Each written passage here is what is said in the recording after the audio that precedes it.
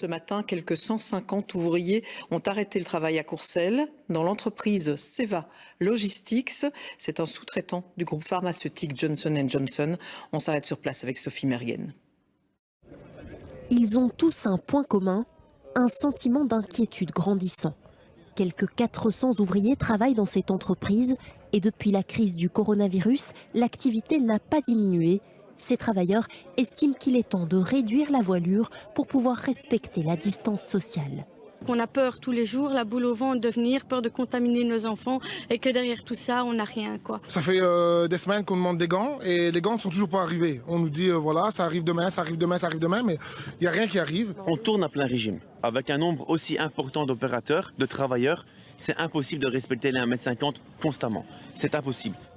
Leur travail, c'est de préparer des commandes de matériel médical envoyé dans les hôpitaux. Rien qui soit lié au coronavirus, plutôt des prothèses et du matériel pour les interventions chirurgicales. Alors, est-ce une entreprise essentielle ou pas? C'est toute la question. On fait partie des commandes sur des opérations qui vont se produire peut-être dans 8 mois, dans 1 an. On sait très bien que toutes les commandes par rapport aux opérations ont été reportées. Ce n'est pas une boîte essentielle par rapport à la crise actuelle. On privilégie l'argent à la santé des gens. On privilégie l'argent à la santé des gens. La santé des gens.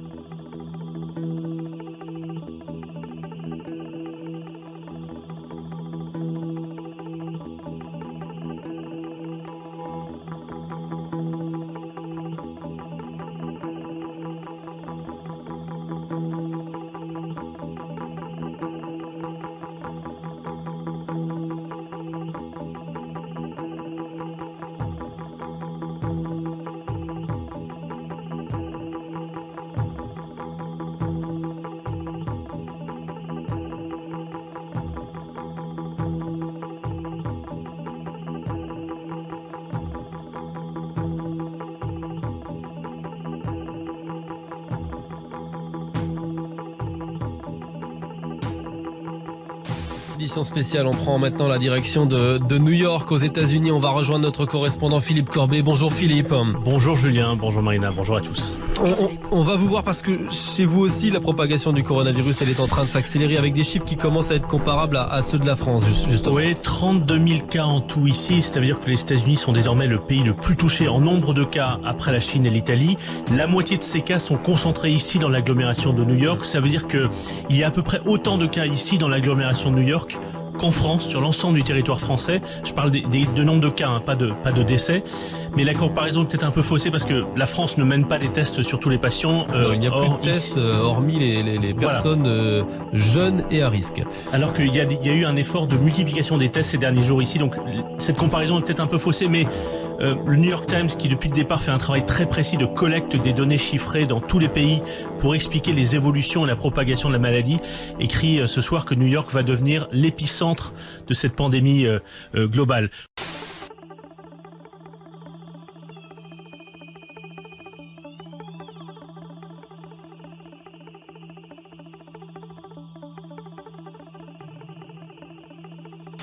Pour la Grande-Bretagne, hier, le Premier ministre s'est adressé à ses concitoyens.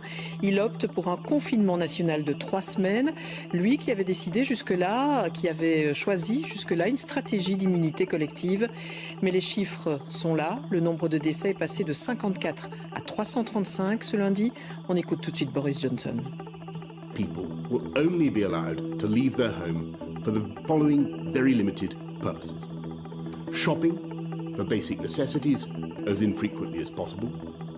One form of exercise a day, for example, a run, walk or cycle, alone or with members of your household. Any medical need to provide care or to help a vulnerable person. And travelling to and from work, but only where this is absolutely necessary and cannot be done from home.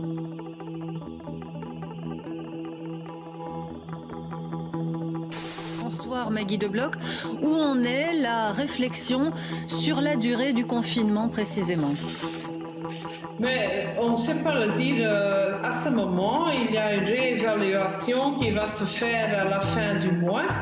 Alors, ce qui est important de savoir que le virus ne sera pas parti la prochaine semaine. On voit que le virus va encore rester chez nous pendant quelques semaines. On ne peut pas dire d'ores et déjà que la période de confinement sera plus longue aujourd'hui, parce que c'est ce que tous les virologues ont l'air de dire. Mais les virologues, ils sont là pour nous faire des recommandations et à la fin, c'est le gouvernement qui va décider quoi faire. Monsieur De Backer, encore une question. Le personnel soignant, on l'a entendu, pointe un manque de préparation, de prévoyance. Il y a 1 an, la Belgique a détruit un ancien stock de masques FFP2, quelques 6 millions de masques, ils étaient périmés de toute façon.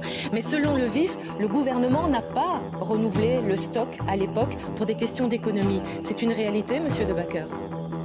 On peut faire beaucoup d'analyses maintenant. Mon focus est vraiment de sécuriser ces nouvelles livraisons pour les jours et les semaines.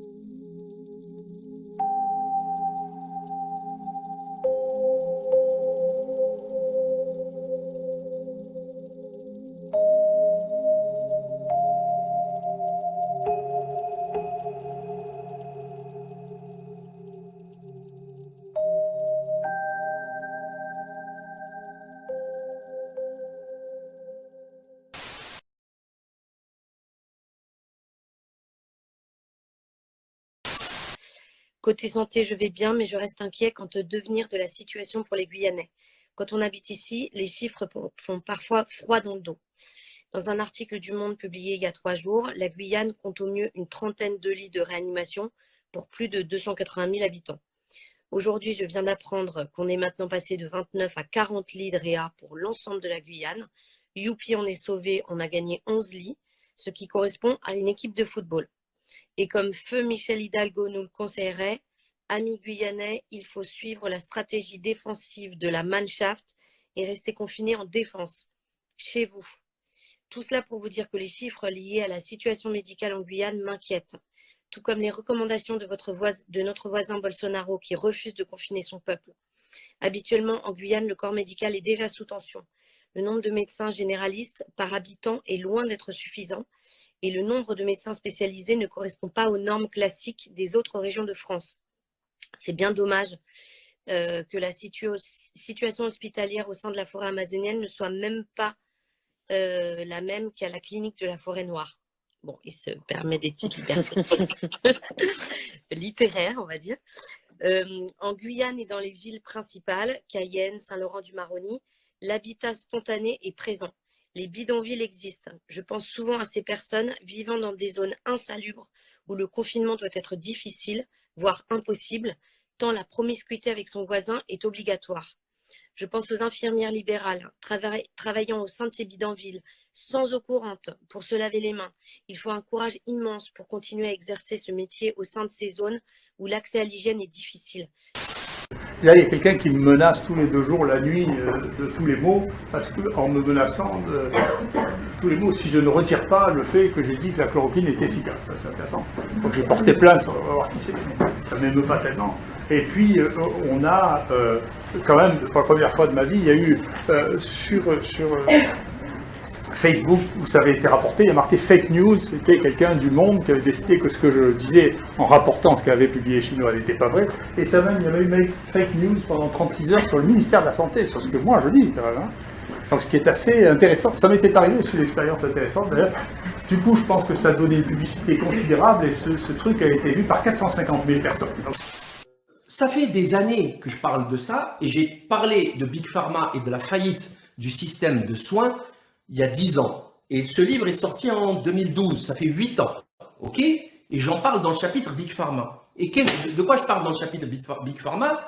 De ce livre, entre autres, qui explique à quel point l'industrie pharmaceutique est devenue une organisation criminelle type mafia. Ils ont tué je ne sais combien de personnes, sans aucune conséquence. Il n'y en a pas un qui est déjà rentré en prison. Ok ? Il vous faut lire le livre noir de la médecine. Voilà, c'est pas moi qui l'ai écrit ce livre.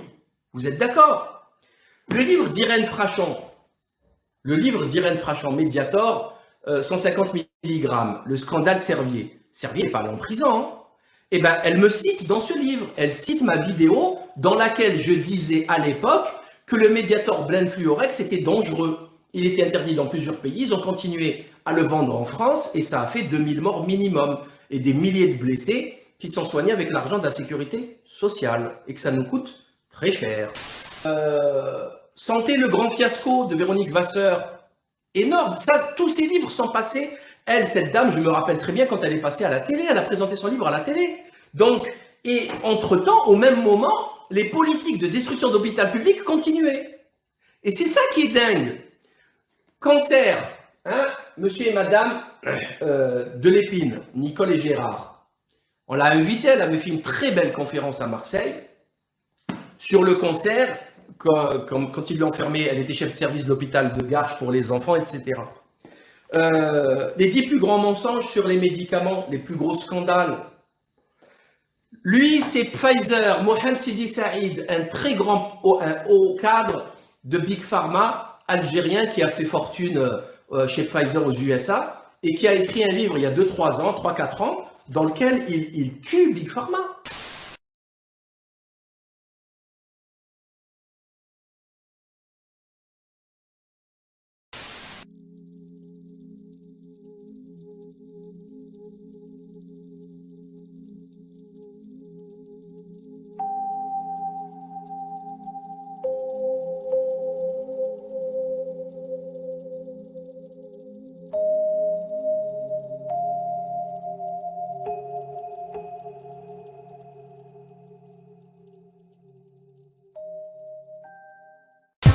D'autre part, les autorités allemandes ont distingué un premier malade confirmé. C'est le premier cas de contamination entre humains sur le sol européen, Hélène Cole.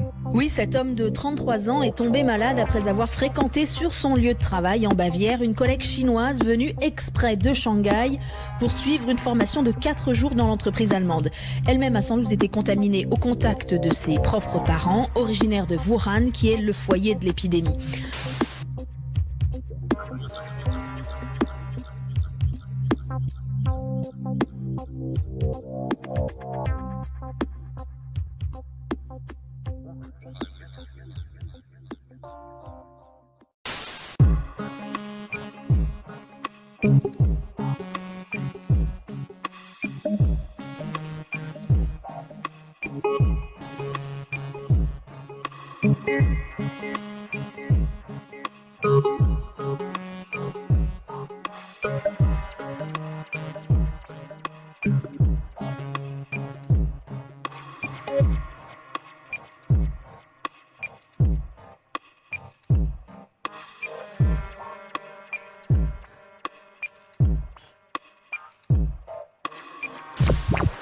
C'est une image de plus en plus habituelle. Ici à Nairobi, cet employé de la ville désinfecte l'espace public. On asperge même les médias qui arrivent avec leur lot de mauvaises nouvelles. On veut tuer tous les virus, dit-il. On utilise du chlore, ce qui est assez efficace.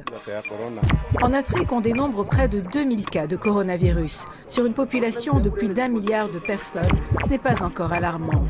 Mais cette pandémie invisible avance sournoisement et on redoute le pire dans les prochaines semaines. It's a huge threat for Africa. Not even a threat, it's a looming disaster for Africa. We have to be very clear and take this seriously.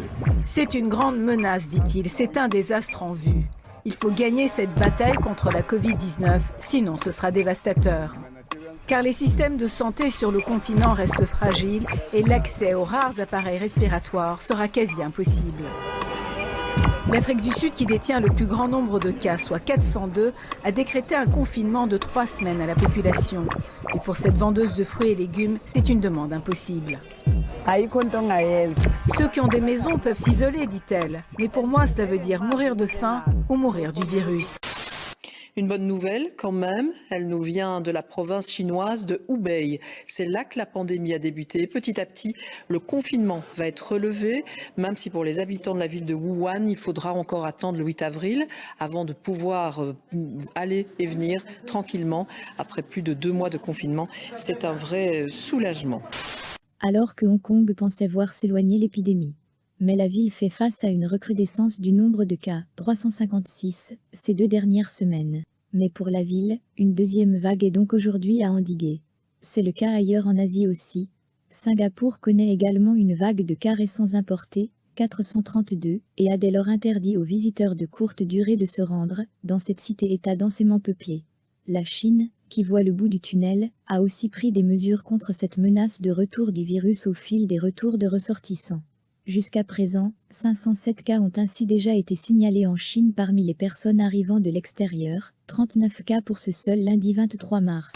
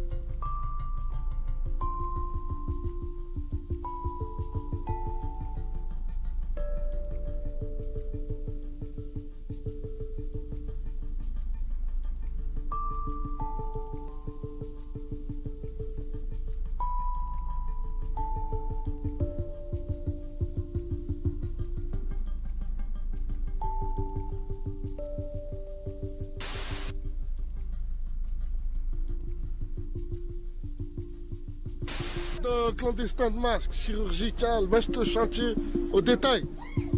Et tu lui gros, ça fourre tout au détail, hein. Un gros. 1 euro pièce.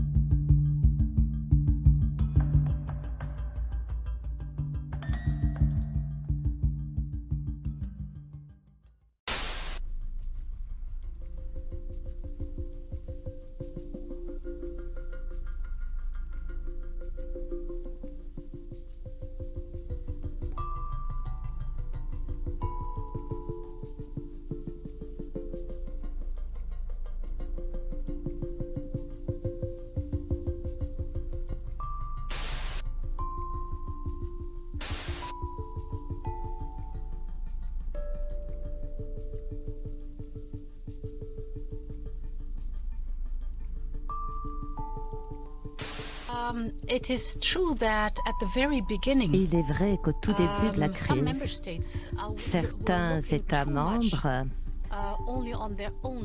Je pense ne penser qu'à leurs propres problèmes. Ce n'était pas souhaitable, bien sûr, mais nous avons beaucoup œuvré pour changer ces mentalités. Je me rappelle qu'au début, par exemple, il y a eu la fermeture des frontières ou des interdictions aux exportations. Et cela était un facteur de perturbation. Par exemple, il y avait une interdiction à l'import pour les dispositifs médicaux dont on avait pourtant tant besoin. On a combattu cette mesure tous ensemble. Et aujourd'hui, ces problèmes ont disparu. Les choses s'améliorent, dites-vous, Ursula von der Leyen, mais comment expliquer malgré tout qu'au départ, les institutions européennes, que vous-même, vous ayez tardé à prendre, dit-on, la mesure de la gravité de la situation? Est-ce que vous le reconnaissez? Est-ce qu'il y a une forme de mea culpa collectif aujourd'hui? Well, I think that no one foresaw the speed and Personne n'avait pu prédire et prévoir la vitesse de propagation de ce nouveau virus. Mais je peux comprendre la frustration des gens. Mais en tout état de cause, au cours des 4 dernières semaines, les choses se sont nettement améliorées.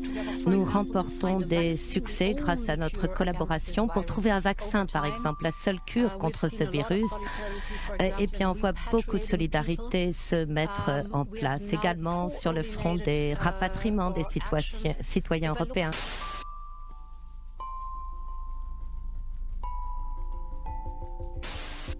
Et donc on espère quand même d'avoir des chiffres suffisamment importants pour avoir une valeur statistique.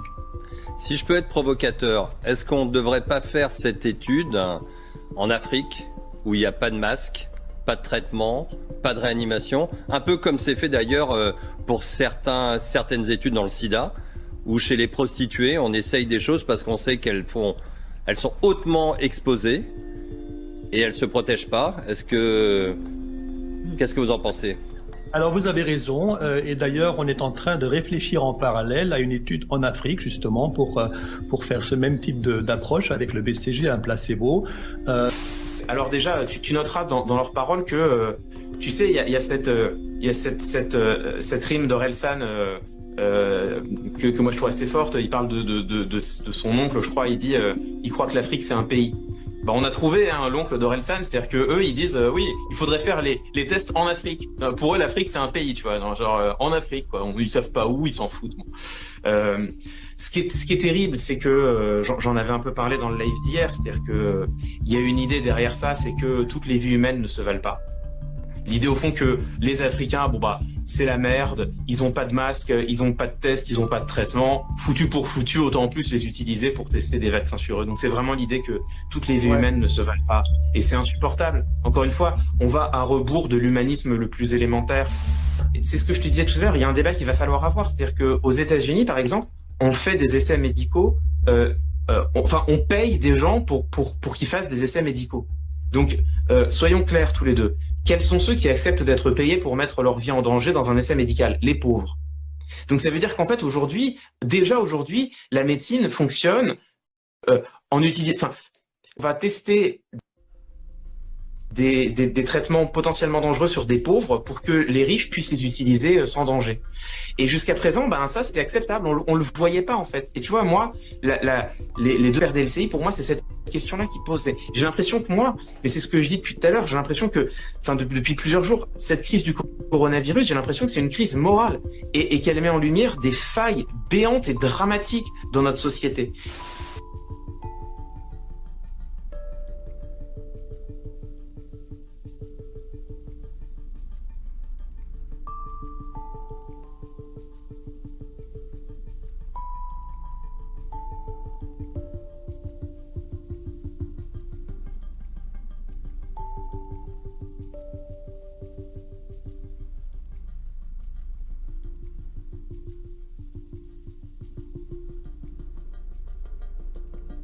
Privilégie l'argent à la santé des gens. Privilégie l'argent à la santé des gens. Puis beaucoup de travailleurs sont aujourd'hui remerciés par la population avec des applaudissements pour le personnel hospitalier, avec des applaudissements aussi pour ceux qui travaillent dans les supermarchés. Mais les livreurs sont aussi sur le pont et ils acheminent des denrées alimentaires, des biens de première nécessité.